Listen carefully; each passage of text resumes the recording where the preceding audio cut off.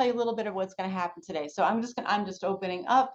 I'm going to introduce Bob Morrison, who was our partner in this work. And then Faye is going to give some tips on how to use this information from a communication standpoint. And then Maggie and Emma are going to talk things through and show you how to use the tool a little bit.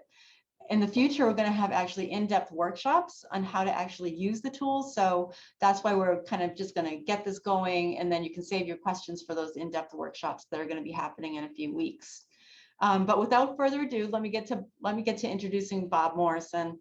He's the founder and CEO of Quadrant Research, the nation's leading arts education research organization, where he has created a deep body of research and policy work. Mr. Morrison's a well-known national advocate for arts education, and he's recognized as a pioneer in statewide arts education status and condition research. Bob leads the groundbreaking National Arts Education Data Project, coordinating the reporting of arts and education data from 31 states, representing more than 65% of the student population in the United States. These efforts have directly impacted millions of students, and we're so happy to be working with Bob on this project. So without further ado, Bob, take it away. Good afternoon, everyone. Thank you, Lynn.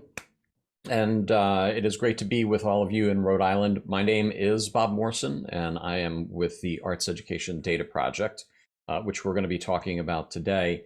As mentioned, we're not really going to be doing any Q&A here, but if something comes up and you have a question or a curiosity, I'm certainly available at bob@artsedresearch.org.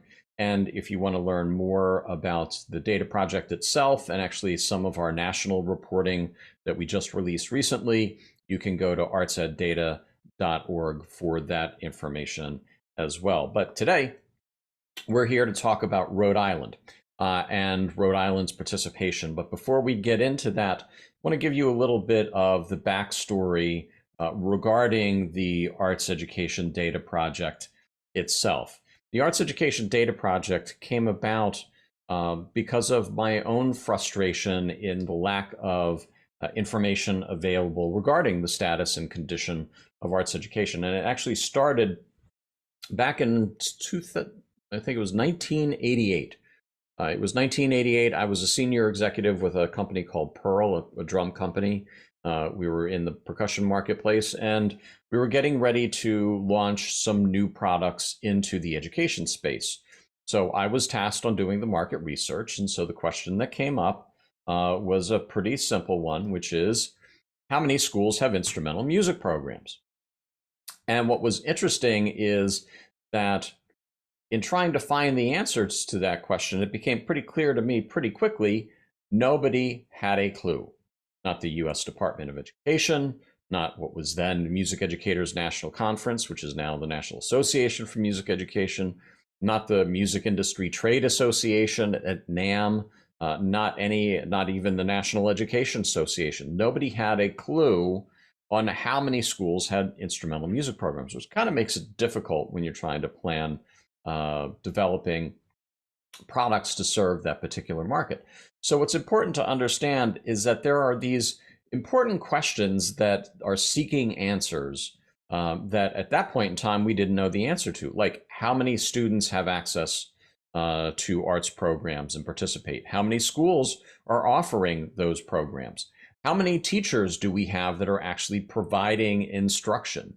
Which arts disciplines are available? Dance, media arts, music, theater, visual arts. What courses within the disciplines are offered? Who has access? Who does not? And most importantly, how does any of this change over time? And when I talk about this, I refer to this as kind of our profit loss market share statement.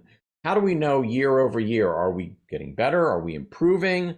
Are we having more programs or less? Do we have more teachers or fewer? Do we have more disciplines being offered or fewer?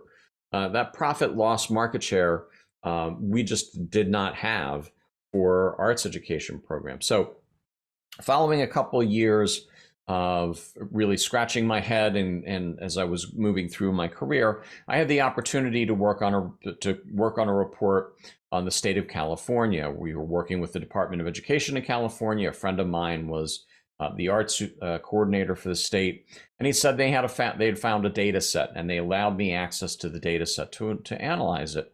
And that led to the release of this report, The Sound of Silence, the Unprecedented Decline of Music Education in California's Public Schools, a Statistical Review. And the reason why this was so important was we were able to document from 1999 to 2004 a 50% decline in student participation in elementary music. That raised, all sorts of alarm bells because of the fact that there was such a rapid decline in student participation. And what became interesting is that this particular report was one of the catalysts for Governor Arnold Schwarzenegger to actually reinvest over $1 billion into arts education programs in California back in 2005 and 2006. So when he did that, it kind of sent us a message that, hey, maybe we're on to something.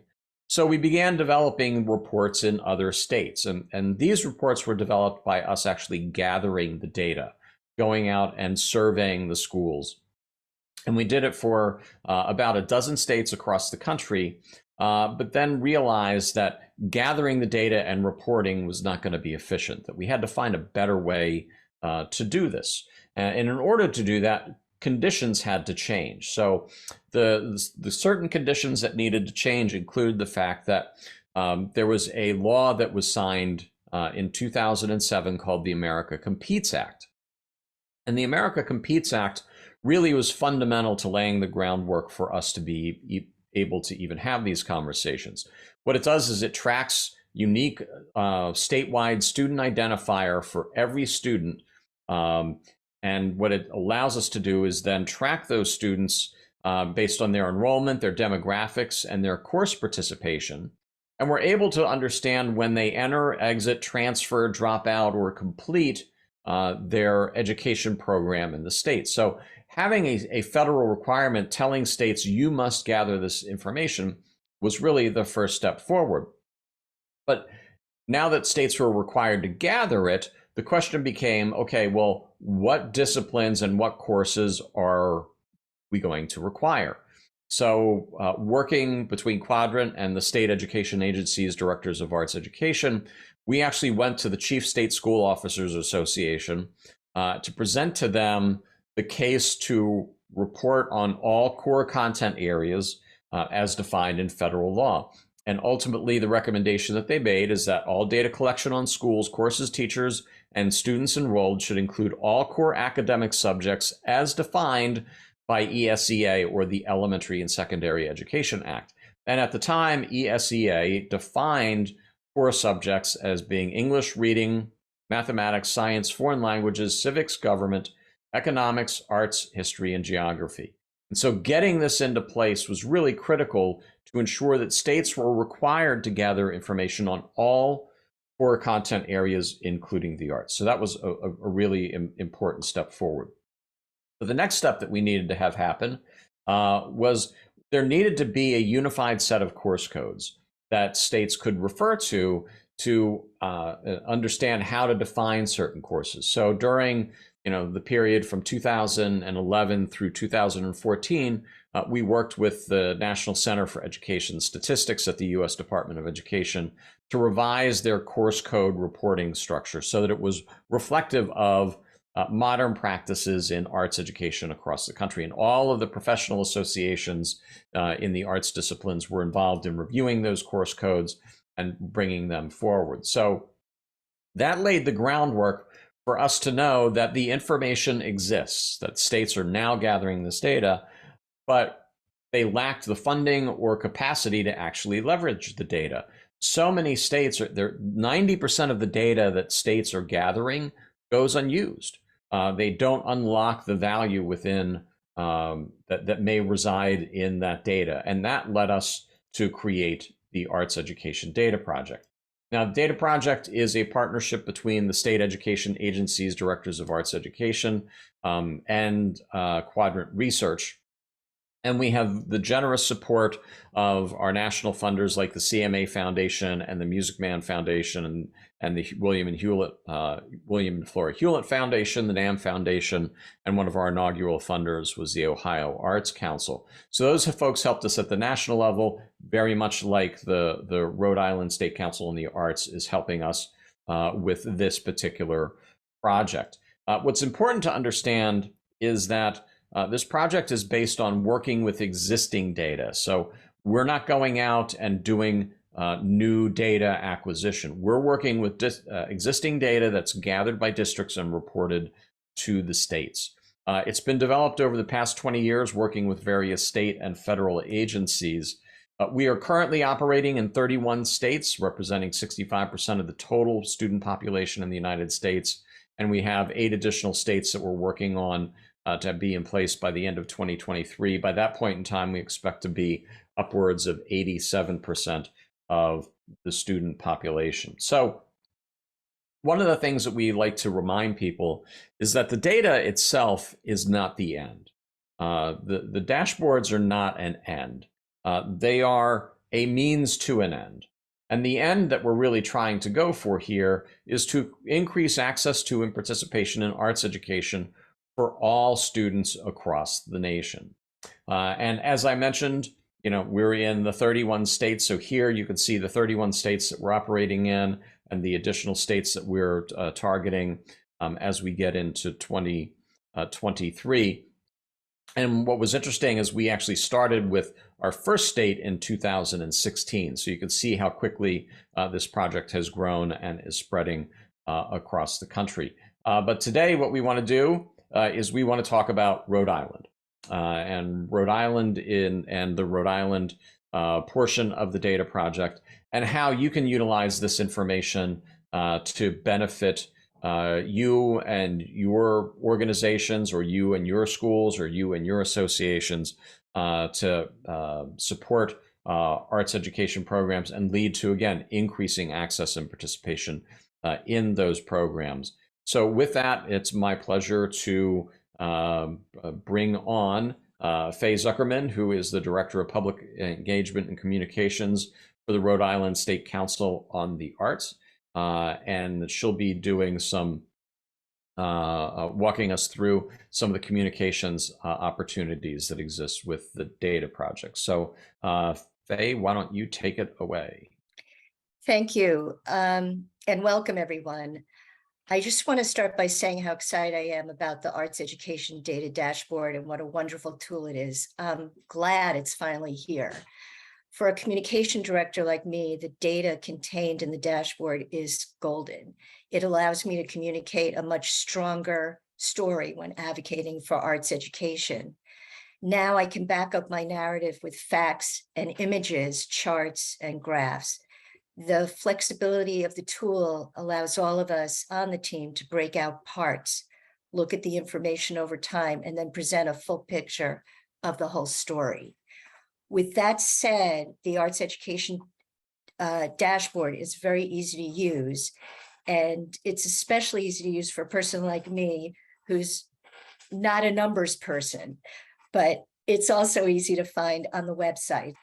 So you can link to it via the slider on our homepage, or you can scroll down and link to it from the icon also on the homepage.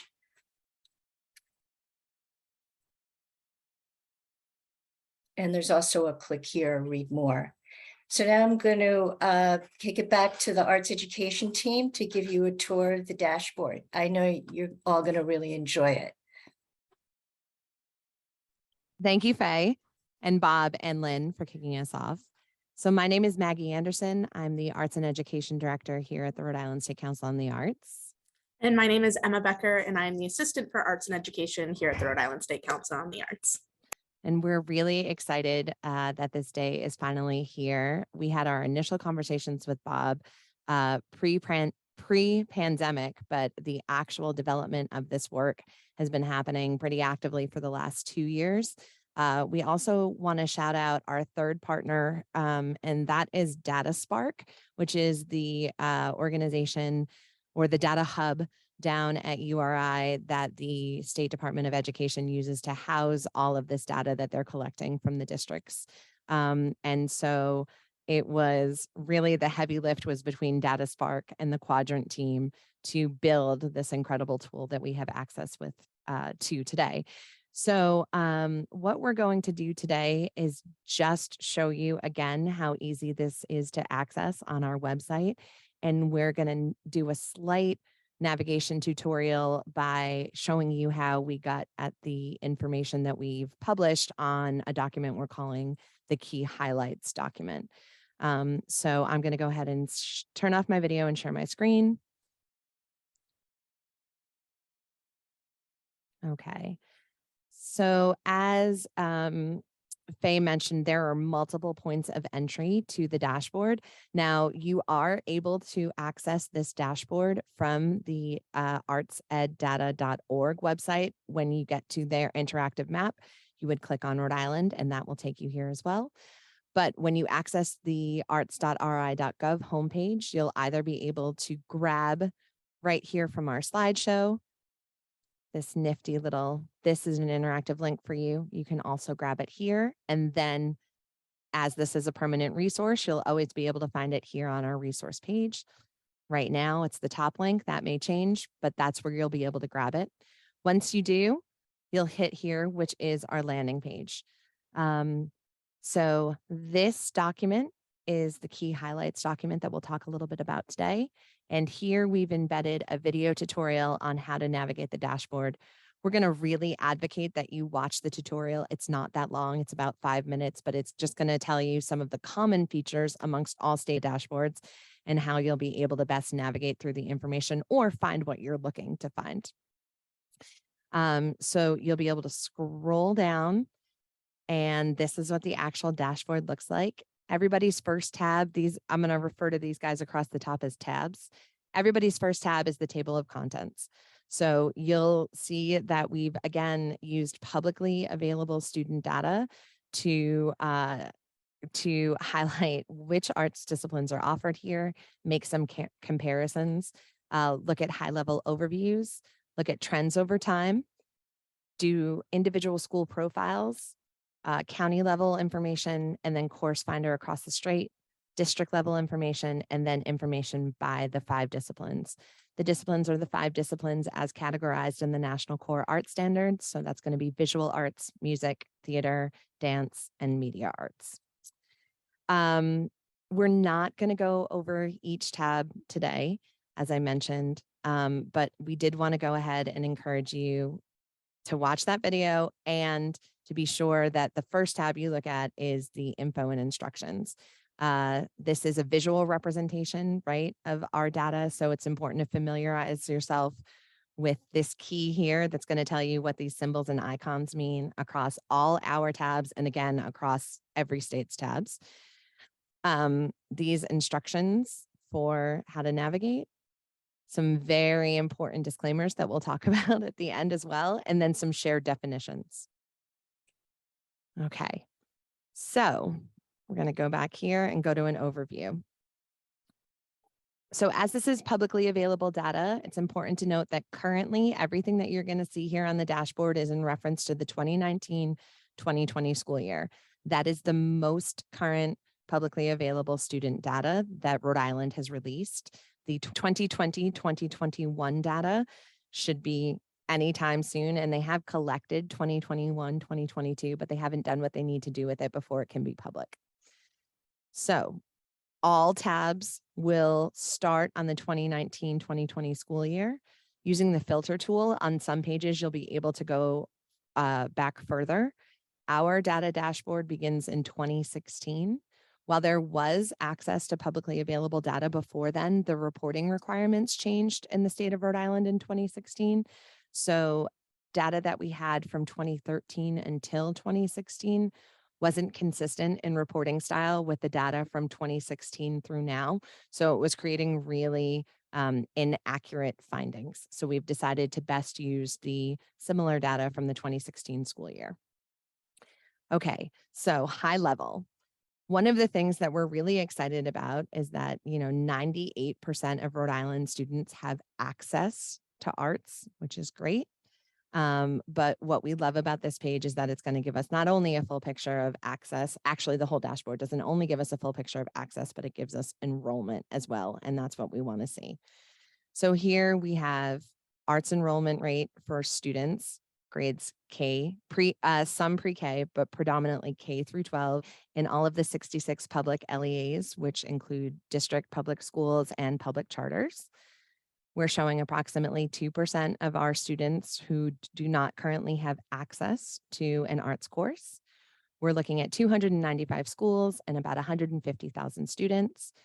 We know that about 122,000 of those students are currently enrolled in one of the courses, and we're looking at about 2,500 students who do not have access. One of the best features so like Faye, I myself am not a great numbers and data person. So one of my favorite features about this dashboard are these interactive question marks. Anytime you see this icon anywhere throughout the dashboard, you'll be able to hover your mouse over it and it will give you some more information about what you're looking at. In particular, we want to highlight this one right here when it talks about student and school arts access, because in the italic text at the bottom, you'll see the requirement for all Rhode Island students from our legislation. So Rhode Island requires all schools to provide one or more course in the visual arts. Additionally, one or more courses in music must be offered up to 8th grade, and either theater, music, or dance must be offered in high school. So it's visual arts all the way through, visual arts and music through 8, and then one additional at the high school level. So, as I mentioned, we love that we have 98% of our students having access to courses. That's great. But one of our key highlights point out that we have only 63% of our high school students actually participating in arts education. And that's a really big deal here in Rhode Island, because in Rhode Island, we do have a diploma requirement in arts education, and that is for demonstrated proficiency in at least one artistic discipline upon graduation. And so when we look at the high-level overview here, what we can estimate is that we do not have proficient graduates. And so that's somewhere we can focus our attention right away. So this is why, as Bob so brilliantly pointed out, this is why having access to this information helps us so much in our cause to ensure that all students are meeting their graduation requirements in arts education. Another high-level key highlight is when we look at, again, this is enrollment, not access. So when we look at actual enrollment by discipline. So here we know in the 2019-2020 school year that 63% of our students were enrolled in music. And we can see here when we hover on that percentage, how that breaks down by grade level. So again, we see the least participation at the high school level, which is where we want to see our students becoming proficient for their diploma requirement. 69% of our students are enrolled in a visual arts course in 2019-2020. Only 3% of our students are taking a theater course, and that's the breakdown. Unfortunately, less than 1% of our students are taking a dance course, and we see that only at the high school level. So that's a big area for us to focus on. And 12% of our students are taking courses in media arts in 2019-2020. Another key feature on all of the tabs and all of the dashboards is anywhere that you see a drop-down menu here, you're going to have some options for how you'd like to look at this information. So right now we're currently looking at enrollments by student, but we also have the opportunity to look at what that looks like by school. And so here we can see that in chorus specifically, we had 78 schools that were enrolling students in a chorus music class. These dots are for general music and general visual arts. And throughout the data, you're going to find that that general course description is the most common. So this is our overview dashboard. And now we're going to look at a couple more key findings. So the first tab I'm going to bring you over to is the course finder. And this is where we can get really specific about what is happening for our students where. So in our key highlights document, you'll see that we've reported that only 27 districts were offering advanced placement coursework in the arts. And so I want to show you how we found that out. So here, this is every course title at the local level that got reported back to the Department of Education for the 2019-2020 school year. So I'm going to deselect all, and I'm going to ask, well, where were people given the opportunity to take advanced placement courses in the arts? You can scroll through when you do this search on your own and look for something specific. I promise you, this is the only place when AP is listed, but you will find, especially when you're looking for courses by discipline, that you've got to go all the way down to see what local education agencies are titling their classes. But here we're just going to look for AP. So we're going to go ahead and do that and say apply. Okay. And this is how we were able to find out that there were only 27 districts that were offering advanced placement courses. But we can do a little bit more with that information. So if I wanted to see, well, what are the specific courses that are happening at any of these schools? And today we're going to look at Westerly when we deep dive for no particular reason. So I'm going to go ahead and say, well, what's happening at Westerly High School? And now I know that in the 2019-2020 school year, these were the AP courses that were happening. And I also get this cool look into some of the other stuff that was happening. So I know that a visual arts student in Westerly has the opportunity to take AP 2D, AP 3D, and AP drawing. And that my music students looking for advanced placement courses can take an AP theory course in Westerly. And those are the 4 advanced placement courses that are happening in Westerly. So we were drawn to this statistic because even though it is 27 districts that are offering AP courses in the arts, they are only in visual arts and music, and that is only 41% of our districts that are offering those opportunities. I mentioned at the top of my demo that the default is the 2019-2020 school year, but you can look at other years. So we want to use this as an opportunity to do that. So if I come here, I'm able to change any of this, but I'm going to say, well, what was happening in 2016? So I've gone ahead and done that. Now, all of my conditional information stayed the same. So I'm still looking for schools and districts that were offering AP courses. And you don't have to count this here. I'll let you know that it's only 20. So we know that there are more AP courses offered 5 years later. So that's great. And then there were a lot less courses being offered at Westerly High School. So we see improvement. We see some gains there. All right. So that's the course finder tool. Very cool.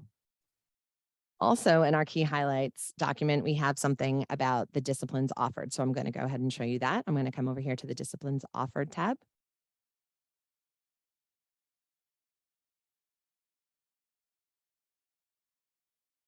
Okay. So we highlight in our key highlights that 64% of the schools across our state that are offering 2 disciplines, right? And you'll remember that that requirement was at least visual arts at all sites, arts and music, K-8, and then a second requirement at the high school level. So using that math, this should be 100%, and we see that it's 64, right? We also have 3% of our schools that are reporting no offerings whatsoever. We have 5% that are only offering 1. We have 3+ disciplines at 18% of our school, and we have 4 or more choices being offered at 10% of our schools. So again, let's look at what that looked like in 2016.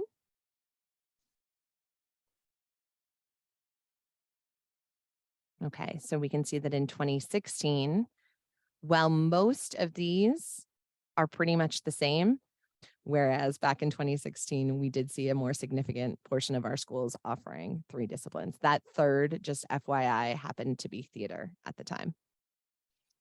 Okay, we can also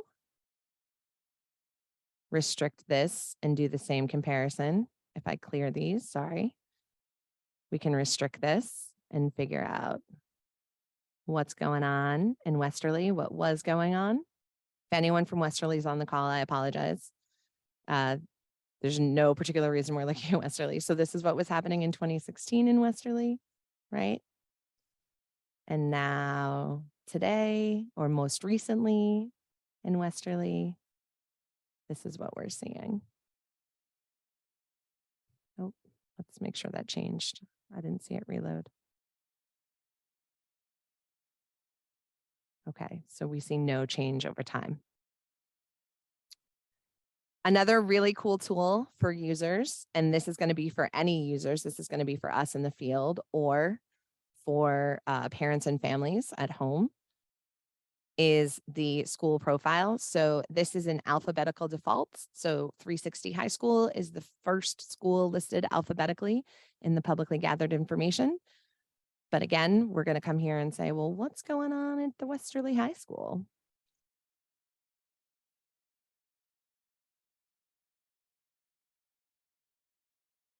Okay, so we can see that in the most recent year, we had 85 students participating in the music program, and there were 2 arts teachers. We had 414 students participating in the visual arts program, and there were 12 unique arts teachers. 7 students in our theater program. There was not a dance program, and 139 students in our media arts program with 5 different educators listed. These are enrollment trends for the life of our data collection at Westerly High School. And these are course counts by year, which is really, really cool. So we're hoping to have a training specifically for students and families and caregivers and friends on really deep diving into how to find out what's happening in your school, in your district, and informing yourself for conversations. So look for that in December. That's a very high level of all the tools. What we wanted to point out are 4 tabs that we're not going to manipulate and look at right now, but the county level arts tool, which is really great. The district level arts tool, and we love these Rhode Island comparison maps here. The trends over time,